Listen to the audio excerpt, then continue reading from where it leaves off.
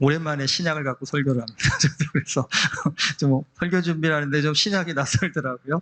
네, 오늘 함께 좀 은혜의 삶을 좀 함께 나누고자 합니다. 오늘은 큰 기쁨의 좋은 소식이라는 제목을 가지고 함께 은혜를 나누려고 합니다. 세옹지마라는 고사성어가 있습니다. 아마 아시는 분들이 많겠지만 이게 화가 복이 되고 복이 화가 될 수 있다는 뜻입니다. 근데 이 말의 유래는 이렇습니다. 중국의 변방에 한 노인이 살았는데 어느 날 이 노인이 키우던 아주 귀한 말이 오랑캐 땅으로 도망을 쳐버린답니다. 그러니까 큰 재산을 잃은 것입니다. 그래서 마을 사람들이 와서 노인을 위로합니다. 그러니까 노인이 대답을 합니다. 이게 복이 될지 어찌 알겠소라고요. 그런데 여러분, 몇 달이 지난 후 도망쳤던 말이요, 다른 말을 한 마리 데리고 노인의 집으로 돌아왔답니다. 마을 사람들이 이번에는 노인에게 축하를 건넵니다. 그러자 또 노인이 대답합니다. 이게 화가 될지 어찌 알겠소. 좋은 말이 두 마리나 생기니까 평소 말 타기를 좋아하던 노인의 아들이 신나게 말을 타다가 그만 말에서 떨어져서 다리가 부러졌답니다. 그래서 마을 사람들이 와서 또 위로를 합니다. 그러자 노인이 또 대답합니다. 이것이 복이 될지 어찌 알겠소. 그런데 여러분, 얼마 후에 오랑캐들이 쳐들어와가지고 마을의 청년들이 다 전장에 나갔다가 다수가 죽게 됩니다. 하지만 노인의 아들은 다리를 다쳐서 전쟁에 나가지 못해 목숨을 구한다고 합니다. 세옹지마의 이야기는 이렇게 끝을 맺습니다. 고로 복이 화가 되고 화가 복이 되는 등 변화는 끝이 없고 그 깊이는 예측할 수가 없는 것이다. 세상에는요, 좋은 소식도 있고 나쁜 소식도 있습니다. 하지만 여러분, 그런 세상의 소식들은요, 좋다가도 나쁘고 나쁘다가도 좋을 수 있습니다. 그리고 나한테는 좋아도 남한테는 나쁜 소식이 또 될 수도 있습니다. 비록 내 아들은 전쟁에 나가지 않아 죽지 않았지만 다른 사람들의 아들들은 전쟁에서 죽임을 당합니다. 그러니까 나에게는 좋지만 누군가에게는 이게 슬픈 일이라는 겁니다. 근데 이런 소식이 세상에는 굉장히 많습니다. 여러분, 회사에서 승진하는 일 굿뉴스죠. 학교에 합격했다라는 소식 역시 굿뉴스입니다. 하지만 여러분, 이게 내가 승진을 하고 합격을 했을 때 나한테는 굉장히 좋은 소식이지만 이게 누군가한테는요, 굉장히 또 슬픈 소식이라는 겁니다. 내가 승진했다라는 거는 누군가가 승진해서 떨어졌다는 얘기고, 내가 합격했다라는 얘기는 누군가가 불합격을 했다라는 뜻이기 때문입니다. 뭘 그렇게 크게 멀리 넓게 생각하고 삽니까라고 할 수도 있겠지만, 여러분, 세상 일을 한번 가만히 돌아보시면 모두에게 좋으면서도 영원히 좋은 소식이 세상에는 찾기가 어렵습니다. 없습니다, 사실은요. 그런데 예수님의 탄생의 소식은 이런 세상의 소식과는 다르게 모두에게 기쁘면서도 영원히 기쁜 소식이 됩니다. 이 예수라는 이름의 뜻은 여러분, 하나님은 구원이시다입니다. 그러니까 히브리어로 이게 여호수아입니다. 아셨습니까? 저는 굉장히 교회를 오래 다녔지만 이거 안지가 신학대학원 가서 알았습니다. 솔직히 말씀드리면 예수 많이 들었긴 하지만 아무도 얘기를 안 해주시더라고요. 그래서 물론 제가 알려고 하지도 않았겠지만 뜻 히브리어로 여호수아입니다. 그리고 헬라어로는 이에수스입니다. 그러면 도대체 예수라는 단어는 어디서 나왔을까? 근데 여러분, 라틴어로는 예수스라고 합니다. 그래서 오늘 우리가 예수라는 이 표현은 사실 라틴어에서 기원한 겁니다. 그러니까 한글 번역 성경이 처음 번역될 때 뭘 기초로 많이 했냐면 라틴어 성경을 기초로 해서 성경 번역이 되었기 때문에 예수라는 표현이 나온 게 됩니다. 성경에는 근데 예수님을 표현할 때 또 하나 자주 표현하는 것이 예수 그리스도입니다. 그리스도는 헬라어로 크리스토스인데 이 말의 뜻은 여러분, 기름 부음을 받은 자라는 뜻입니다. 그러니까 우리 이제 교회 다니는 사람이니까 적어도 이 정도는 좀 아셔야 되죠. 그렇죠? 어디 가서 그게 무슨 뜻이야? 몰라. 그러면 여러분, 어느 교회 다니는지고 창피한 일입니다. 제가 분명히 말씀드렸습니다. 예수님은 뭐라고요? 하나님은 구원이시다는 뜻이고요. 히브리어는 뭐라고요? 여호수아입니다. 그리고 그리스도는 기름 부음을 받은 자라는 뜻입니다. 그러면 이 그리스도는 헬라어입니다. 히브리어로는 구약에서는 뭐라고 얘기하냐면 이걸 메시아라고 합니다. 그러니까 예수 그리스도는 예수님이 메시아라는 뜻입니다. 근데 여러분 구약에서 기름 부음을 받은 사람은 세 부류입니다. 왕, 제사장, 선지자. 이 사람들만 기름 부음을 받을 수 있습니다. 근데 성경에서 이 세 역할을 한 사람이 다 한 적이 없습니다. 다윗은 위대한 왕이었지만 제사장은 아니었고요. 사무엘은 위대한 제사장이었지만 또 왕은 아니었습니다. 성경은 예수님이 이 세 역할을 동시에 감당한 유일한 분이라고 그렇게 말하고 있습니다. 그러니까 예수님은 어떻게 보면요, 굉장히 막강한 권한을 가진 절대자이십니다. 그런데 막강한 권한을 가진 절대자, 여러분 이 말을 딱 들으시면 어떤 느낌이 드시나요? 세상에서는 막강한 권한을 가진 절대자 하면 이게 어떤 단어랑 연관되면 독재자하고 연관될 때가 많습니다. 막강한 권한을 가진 절대자들은 독재자가 되어져서 국민을 괴롭히는 사람들이 되기가 쉽습니다. 그래서 민주주의는 권한을 몰아놓지 않고 분산해야 된다는 것입니다. 하지만 하나님의 아들로 왕, 제사장, 선지자이셨던 예수님은 그 막강한 권한을 가지고 이 땅을 통치하러 오셨다고 그러는데 그 통치의 의미를 좀 잘 생각해 보셔야 됩니다. 어떻게 통치하러 오셨다고요? 마가복음 10장 45절에서 예수님이 이렇게 말씀하십니다. 인자에 온 곳은 섬김을 받으려 함이 아니라 도리어 섬기려 하고 자기 목숨을 많은 사람의 대속물로 주려 함이니라. 왜 막강한 권한을 가지셨냐면 죽기까지 우리를 섬기려고 이런 큰 권한을 가지고 이 땅에 오셨다라는 겁니다. 역사 공부를 해보시면 좋은 왕들도 꽤 많습니다. 하지만 여러분 역사에 자기 생명까지 내어주면서 다른 사람을 섬겼던, 백성을 섬겼던 그런 왕들은요 사실 없습니다. 사실은요. 지금 코로나로 인해서 우리 작년과 올해 정말 고통을 받고 있습니다. 물론 호주에 살고 있는 우리는 뭐 다른 사람들이 받는 고통에 비한다면 아무것도 아니지만 그래도 어쨌든 우리도 여러모로 제약을 받고 그 고통이 아직도 현재 진행형입니다. 그런데 여러분 이 코로나가 돌아가는 세상을 보면 많은 사람이 고통을 받고 있지만 반면에요, 코로나로 인해서 세상 말로 대박난 회사들도 사람들도 굉장히 많습니다. 아마 그 코로나로 인해서 대박난 곳을 꼽으라고 하면 대표적인 것이 어디겠습니까, 여러분? 이 백신을 개발한 제약사일 겁니다. 얼마를 벌었을까요? 궁금하시지 않으세요? 저 솔직히 좀 궁금해서 많이 찾아보고 있거든요. 도대체 화이자사가 얼마나 수익을 올렸을까? 잘 안 밝히더라고요. 상상할 수 없는 금액일 겁니다. 정말 우리가 생각할 수 없는 천문학적인 돈을 벌었을 겁니다. 이번에 여러분 이 코로나로 인해서 이제는 정치 권력이 세상을 주름잡는 것이 아니라 기술을 가진 자들이 세상을 통치하는 그런 시대가 되어가고 있구나라는 것을 여러분 좀 느끼셨을 겁니다. 세계 무수한 대통령, 총리들이 여러분 화이자사의 그 CEO 만나려고 줄을 섰던 거 아마 기억이 나실 겁니다.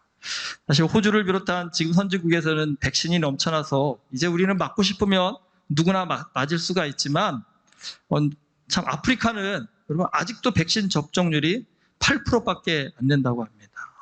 그러니까 선진국에서는 지금 유효기간이 지나서 버리는 백신이 넘쳐나는데 아프리카에는 맞지를 못하고 있는 그런 상황이라고 합니다. 근데 이거 뭐 그러면 빨리 넘겨주면 되지 않을까? 사실 그게 쉬운 일은 아니랍니다. 그러니까 제일 빠른 방법, 보통 여러분 제약사들이 신약을 개발하려면 돈이 많이 들어가지 않습니까? 그래서 그 특허권을 갖습니다. 그런데 제약사들이 약을 팔아가지고 특허를 가지고 약을 팔아서 어느 정도 수익, 그러니까 투자했던 그 수익 돈에 어느 정도 이상의 돈을 벌고 나면 특허권을 푸는 게 일반적인 관례라고 합니다. 그래서 특허권을 풀어야 복제약이 많이 나와가지고 가난한 나라도 혜택을 볼 수 있다고 합니다. 그러니까 여러분 사실 이 코로나를 종식시킬 수 있는 큰 능력이 지금 미국의 대통령이나 유럽의 총리들한테 있는 것이 아니라 제약사들 CEO들한테 있습니다. 이분들이 제 생각엔 그렇거든요. 이제 그 정도 돈 벌었으면 이미 투자비 이상의 몇십 배, 몇백 배는 벌지 않았을까 하는 생각이 들거든요. 이제 좀 이 특허권 풀어가지고 복제약 좀 나와가지고 아프리카나 가난한 나라들이 좀 싼 값에 백신 맞을 수 있게 해주면 참 좋겠다라는 그런 생각을 저 혼자만 갖고 있습니다. 근데 여러분 그러면서 제가 마음가운데 한 가지 느낀 것이 세상엔 참 능력을 크게 가진 사람이 큰일을 할 수 있구나라는 것을 다시 한번 깨닫게 됩니다. 근데 여러분, 큰 능력을 가졌다고 해서 큰 일을 할 수 있는 것은 아니더라고요. 결국 무엇의 문제냐면 가치의 문제입니다. 마인드의 문제입니다. 그러니까 큰 능력을 가진 사람이 그 마음 가운데 하나님을 믿고 나는 세상을 더 크게 섬기는 사람이 되어야겠다라고 여러분 그렇게 마음을 먹는다고 한다면요. 우리가 살고 있는 이 세상은 정말 살기 좋은 곳이 되지 않을까라는 생각이 듭니다. 그런데 요즘 돌아가는 세상을 놓고 보면 좀 안타까운 것이 뭡니까, 여러분? 세상에 큰 능력을 가진 사람들이 너무나 많은데 문제는 그 큰 능력을 가지고 많은 사람들과 함께 잘 살기보다는 더 큰 이익을 취하려고 하는 정말 욕심 많은 큰 능력자들이 좀 너무 많아지고 있는 거 아닌가라는 생각이 듭니다. 일일이 제가 다 말씀을 못 드리겠지만 한번 좀 잘 생각해 보십시오. 아마 이 시대에 좀 교회가 믿는 자들이 더 해야 될 일들이 그런 것이 아닐까 생각합니다. 믿지 않는 자들이 저렇게 큰 능력을 가지고 세상의 통치자라도 됐냐? 그렇게 저렇게 자랑스럽게 다닐 때 좀 믿는 자들이 좀 그런 큰 능력자가 되어져서 그런 큰 능력은 나 잘 먹고 잘 사는데 쓰려고 주신 것이 아닌 많은 사람을 유익하기 위해 주신 것이다라는 하나님의 마음으로도 섬길 줄 아는 이런 능력자들이 좀 믿는 자들 가운데 좀 나와야 되지 않을까라는 생각을 많이 갖게 됩니다. 그래서 우리가 좀 우리 자녀들을 위해서도 많이 기도해야 되지 않을까라는 생각입니다. 그냥 나 하나 잘 먹고 잘 살자라고 애쓰는 그 정도의 마인드의 사람이 아닌 세상을 이롭게 하는 일에 쓰임받고자 하는 그런 좀 사명감을 가진 사람, 열정을 가진 사람으로 우리의 자녀들이 좀 자라갈 수 있도록 기도할 수 있는 그런 좀 마음들을 모으면 어떨까라는 생각이 듭니다. 어쨌든 요즘 참 세상에는 좀 이런 탁월한 정말 좋은 하나님의 마음을 담은 리더자가 참 필요한 그런 시대라는 생각이 듭니다. 그래서 어쩌면 예수님의 이 땅에 오심이 더 오늘 우리에게 귀하게 들려온지 모르겠습니다. 예수님은 이 세상에 그 어떤 큰 능력을 가진 사람들과 비교할 수 없는 엄청난 능력과 권세를 가지셨습니다. 그런데 예수님께서 그 큰 능력과 권세를 자신의 이익을 위해 사용하시지 않고요. 모든 사람들을 살리기 위해 자신의 생명까지 내어주시며 사랑을 나누어 주셨습니다. 성탄절은 바로 이런 분이 우리의 왕으로 오셨다라는 그날입니다. 그렇다고 한다면 여러분 이것보다 우리 인생에 더 좋은 소식이 있을 수 있을까요? 하지만 예수님의 이 탄생의 놀라운 소식을 듣고 그 당시의 사람들마다 반응이 달랐습니다. 동방박사들은 멀리서 별을 보고 와서 황금, 유향, 모략을 들어 예수님의 탄생을 축하합니다. 그리고 들에서 양을 돌보던 목자들은 천사들의 음성을 듣고 예수님을 찾아와서 축하를 드립니다. 하지만 이 당시 유대 땅을 다스리던 헤롯 왕은요, 예수님의 탄생 소식을 듣자 마음이 불안해집니다. 그러니까 헤롯은 예수님을 자신의 왕자를 위협하는 또 다른 영웅으로 착각했기 때문입니다. 그래서 헤롯은 좋은 소식을 듣고도 오히려 마음에 근심이 생깁니다. 한번 비교해 보십시오. 동방박사들과 목자들과 헤롯 똑같은 소식을 들었는데 누군가에게는 정말 인생을 변화시킬 만한 굿뉴스로 들려왔는데 누군가에게는요 갑자기 인생의 고민과 고통이 강해지는 아주 큰 배드뉴스가 되었다는 사실입니다. 왜 같은 얘기를 들었는데 다른 결과가 나왔을까요? 이유는 간단합니다. 무엇을 목적으로 사느냐에 따라서 좋은 소식과 나쁜 소식은 달라진다는 겁니다. 여러분 이 땅에 신실한 그리스도인들이 많아진다고, 그래서 신실한 그리스도인들이 담배도 끊고 술도 끊고 정말 하나님 앞에 거룩한 삶을 살기 시작한다고 한다면 여러분 이거 굿뉴스인가요? 배드뉴스인가요? 우리에겐 굿뉴스죠. 이보다 좋은 뉴스가 어디 있습니까? 좋은 소식이 어디 있겠습니까? 그런데 이게 누군가에겐 굉장히 큰 배드뉴스가 될 겁니다. 누구한테 안 좋으실까요? 담배 파는 집은 배드뉴스겠죠. 술 파는 집도 배드뉴스겠죠. 장사가 안 되시겠죠, 당연히요. 신실한 그리스도인들이 많아진다고 한다면요. 여러분, 결국은 내가 무엇을 목적으로 사느냐, 어디에 목표를 두고 사느냐에 따라서 여러분 좋은 소식을 들어도 그것을 나쁜 소식으로 들은 그런 어리석은 자가 될 수 있다는 사실입니다. 예수님은 이 땅에 오셔서 복음을 전하시면서 굉장히 안타까워하신 적이 많습니다. 그러면서 이렇게 한탄하신 적도 있습니다. 좀 보아도 보지를 못하고 들어도 듣지를 못하는구나라고 안타까워하십니다. 그래서 뭐라고 얘기하십니까? 좀 귀 있는 자는 들을지어다라고 그렇게 얘기하고 계십니다. 여러분 만져보십시오. 귀 있으시죠? 다. 오늘 똑같이 지금 이 자리에 앉아서 말씀을 들으시지만 여러분 솔직히 이 예배 끝나고 나서 한번 좀 대화 나눠보십시오. 너는 뭘 들었니? 라고 했을 때요.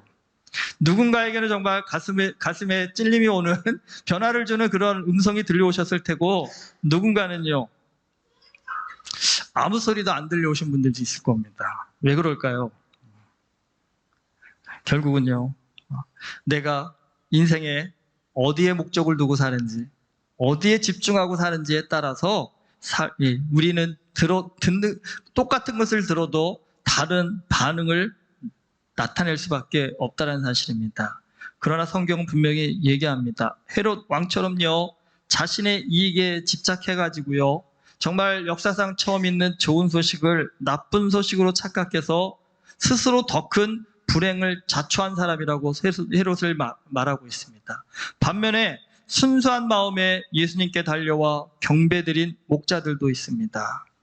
결국 여러분 큰 기쁨의 좋은 소식은 귀로 듣는 것이 아니라요 마음으로 듣는 것입니다. 우리가 오늘 마음에 무엇을 담고 사느냐에 따라서 좋은 소식을 좋은 소식으로 듣는지 아니면 나쁜 소식으로 듣는지가 결정이 된다는 사실입니다. 한번 오늘 나 자신에게 좀 점검해 보십시오. 우리의 구원자 되신 예수님이 탄생하셨다라는 이 소식이 오늘 나에게는 어떤 소식으로 들려오고 계십니까? 지금 수없이 많은 성탄절을 보내오셨겠지만 여러분 그 성탄이 정말 내 인생에 변화를 주고 내 인생에 힘을 주고 내 인생에 능력을 주는 정말 놀라운 복된 소식으로 여러분 들려오고 계십니까? 아니면 또 한 번 그냥 퍼블릭 홀리데이가 지나가는구나. 또 한 번 많은 사람들이 먹고 마시고 즐기며 또 지나가는구나 라고 그렇게 들려오고 계십니까? 여러분 성탄이 되면 호주에 와서 살다 보니까 자꾸 이 성탄의 의미가 이제 노는 날, 쉬는 날, 홀리데이 가는 날 이런 의미로 우리에게 자꾸 퇴색이 되어져서 뭔가 좀 더 깊은 예수님과의 영적 교제함이라든지 예수님 안에서의 삶의 어떤 방향과 목적을 점검하는 시간으로서의 의미가 자꾸 퇴색해져 가는 게 사실입니다. 근데 그게 뭐 여러분만의 문제가 아니라 목사인 저도 문제인 것 같습니다. 한국에서는 사실은 이 성탄절이 목회자한테 엄청나게 바쁜 시간이고 힘든 시간인데 여기 와서는 많이 느슨해졌죠. 군대 말로 하면 소위 빠졌죠. 예, 예전보다 훨씬 더 열정이라는 부분들에 대해서 좀 소홀한 건 사실인 것 같습니다. 하지만 중요한 것은 분주하게 뭐 많은 것을 하는 것보다 더 중요한 것은 이 시간을 좀 되새겨보는 것입니다. 이 시간을 통해서 단 한마디라도 예수 그리스도께서 이 땅에 오신 이유가 어디에 있는지를 좀 생각해 보시고 이 큰 기쁨의 소식을 그냥 나 혼자 듣고 끝내는 것이 아니라 내 삶을 좀 회복시키는 은혜의 도구로 한번 다시 한번 좀 삼아 보시고 그리고요. 여러분도 우리 주변을 한번 돌아보시면 이 좋은 소식을 듣지 못하여서 이 좋은 소식의 능력을 깨닫지 못하여서 스스로 인생을 고통스럽게 살아가시는 이웃들이 얼마나 많으십니까? 여러분 그 이웃들에게요. 이 복된 소식을 전하여서요. 삶이 변화되어질 수 있도록요. 그 인생을 붙잡고 있는 많은 고통과 슬픔과 아픔으로부터 벗어날 수 있는 그 예수 그리스도의 탄생의 능력을 좀 전달하는 전달자로서의 좀 삶, 사명 이런 것도 한 번쯤은 되새겨 보는 것 그것이 성탄에 우리에게 주시는 예수님의 말씀이 아닐까 하는 생각이 듭니다. 여러분 우리에게 구원자 되신 예수님이 탄생하셨다는 이 소식은 우리 인생의 그 어떤 것과도 바꿀 수 없는 놀라운 소식이고 놀라운 능력이고 놀라운 권세임에 틀림이 없습니다. 여러분 다시 한번 그 예수님의 이 땅에 오심을 좀 다시 한번 되새겨 보시고 정말 잠깐 살다가는 이 땅에서의 그 작은 이익에 집착해서 예수님이 오셨다라는 그 소식을 그 놀라운 소식을 배드뉴스로 여겨서 수많은 사람을 죽이는 일에 앞장섰던 헤롯 왕과 같은 어리석은 자가 아니라 정말 그 주님 앞에 기꺼이 나아가서 모든 것을 내어놓고 경배드렸던 동방박사나 목자들과 같이요. 순수한 마음에 주 예수 그리스도의 탄생의 기쁜 소식을 믿음으로 받아들일 수 있는 우리 모두가 될 수 있기를 소망합니다. 여러분, 그런 은혜가 있을 때 우리의 삶은 예수 그리스도 안에서 분명히 놀랍게 변화되는 복된 인생이 될 줄 믿습니다. 그 인생, 믿음의 능력 누리며 살아가는 우리 모두 될 수 있기를 주님의 이름으로 축원합니다. 기도하시겠습니다.